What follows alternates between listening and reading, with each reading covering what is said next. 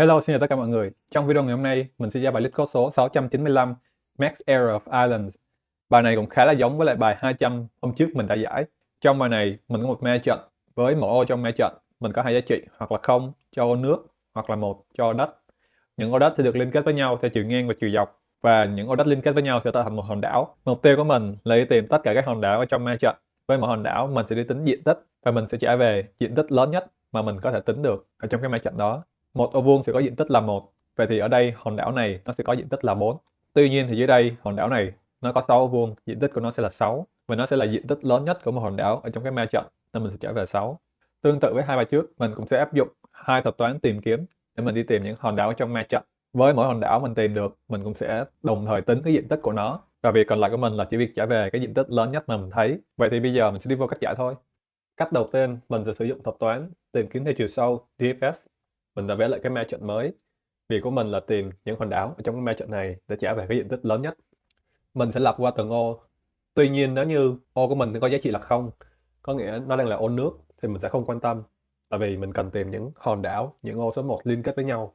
Tại ô số 3, mình đã tìm được ô số 1 đầu tiên.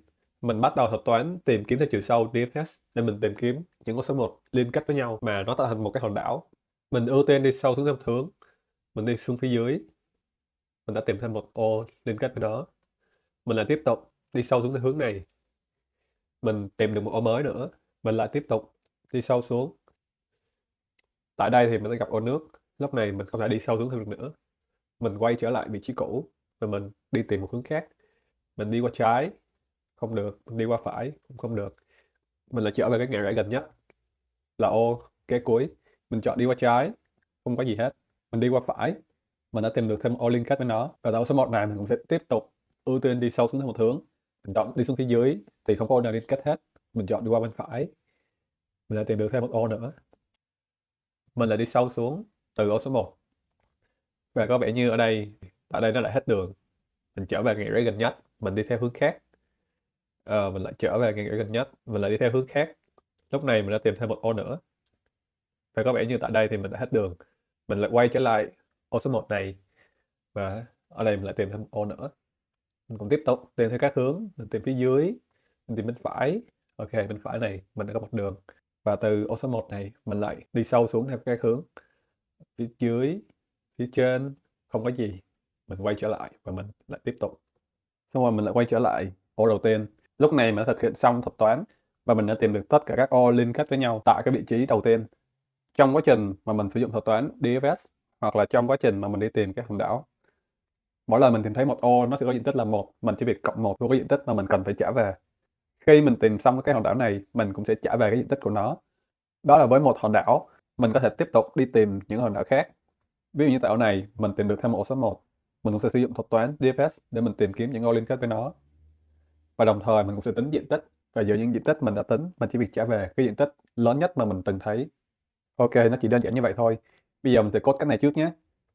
Việc đầu tiên mình sẽ đi định nghĩa kích thước cho cái ma trận của mình.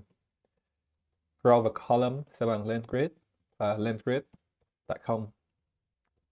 Mình đi định nghĩa hàm TFS của mình. Hàm số hiện tại sẽ là tọa độ tại cái ô mà mình đang set. Mình sẽ khoan triển khai nó. Mình sẽ có hai vòng lặp lồng nhau for R in range rows và for C in range columns.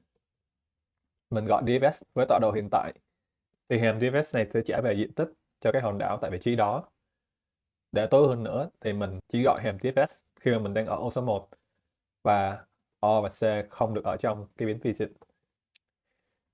Mình cũng sẽ đi định nghĩa cái biến visit luôn để mình đánh dấu những cái ô mình đi qua.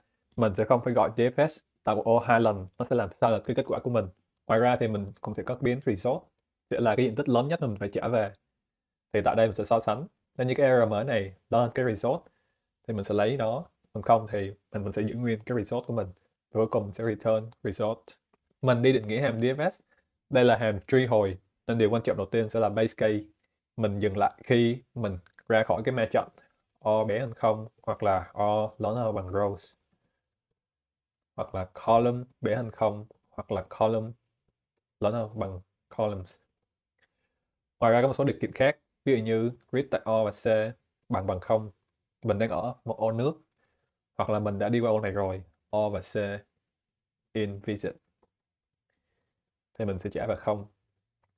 Ngược lại, mình sẽ thêm ô hiện tại vô biến visit để đánh dấu là mình đã đi qua ô này rồi. Mình có biến error chính là cái diện tích mà mình phải trả về. Thì nó sẽ bằng 1, tại vì cái ô hiện tại của mình nó có diện tích là 1. Mình cũng phải cộng thêm diện tích cho những cái hướng khác. Mình sẽ gọi DFS cho 4 hướng, lần lượt là O cộng 1C, O trừ 1C, OC cộng 1 và OC trừ 1. Thì mình tìm thêm 4 hướng và mình cộng những cái diện tích từ những cái hướng đó vô cái diện tích hiện tại. Cuối cùng thì mình chỉ việc trả về cái biến error chính là diện tích của cái hòn đảo mà mình đã tìm thấy. Mình sẽ chạy thử nhé. Time complexity của mình sẽ là O of M nhân N, bởi vì mình sẽ đi qua từng ô ở trong ma trận. Và space của mình cũng y chang, cũng sẽ là O of M nhân N. Bởi vì mình có thêm hasset visit, thì trong trường hợp tệ nhất nó sẽ thêm tất cả các ô ở trong ma trận vô cái hasset. Qua cách 2, thay vì mình sử dụng thuật toán DFS, mình sử dụng thuật toán tìm kiếm theo chiều rộng BFS. Mình cũng duyệt qua từng ô, nếu như mà ô nước hoặc là ô số 0 mình không quan tâm. Nếu như mình tìm được ô số 1, mình sẽ bắt đầu sử dụng thuật toán tìm kiếm theo chiều rộng BFS. Mình tìm kiếm những ô liên kết với nó. Với BFS, mình sẽ ưu tiên tìm kiếm rộng ra. Thì thay vì mình đi sâu xuống thêm một hướng, mình sẽ cố gắng tìm kiếm đồng thời những ô liên kết với nó.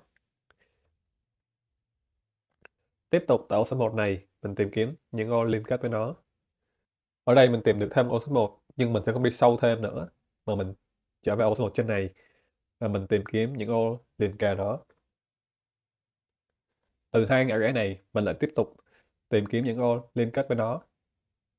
Thì ở đây mình tìm thêm được 2 ô nữa. Và tương tự, mình cũng sẽ đi rộng ra.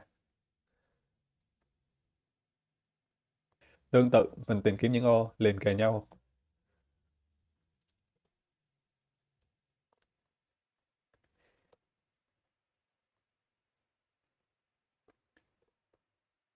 Tại ô số 1 này sẽ là điểm cuối cùng của mình, tại vì mình không thể nào mở rộng thêm được nữa. Thì lúc này mình có thể dùng thuật toán BFS được rồi. Khi mình tìm được hòn đảo này, đồng thời mình cũng tính được cái diện tích của nó. Mình lại tiếp tục tìm kiếm những hòn đảo khác và trở về cái diện tích lớn nhất. Bây giờ mình sẽ đi code cách thứ hai thôi. Thay vì mình dùng DFS, mình sẽ đổi thành BFS. Và dưới đây cũng sẽ là BFS. Đầu tiên mình sẽ cần có một cái queue. Nó sẽ chứa cái ô đầu tiên có tọa độ là O và C. Mình cũng thêm ô này vô visit, bởi vì nó đã ở trong queue rồi. Tiếp đó mình có một vòng while cho tới khi nào cái queue này nó rỗng. Mình sẽ lấy những cái ô từ trong queue ra. Lúc này mình sẽ gắn lại tọa độ O và C sẽ bằng queue dot pop left. Đồng thời mình cũng sẽ có một cái biến diện tích error. Khi mình lấy một ô từ trong queue ra, có nghĩa ô đó là ô đất, thì mình sẽ cộng cái diện tích của mình lên một đơn vị. Tiếp đó mình sẽ tìm kiếm theo 4 hướng for dr dc.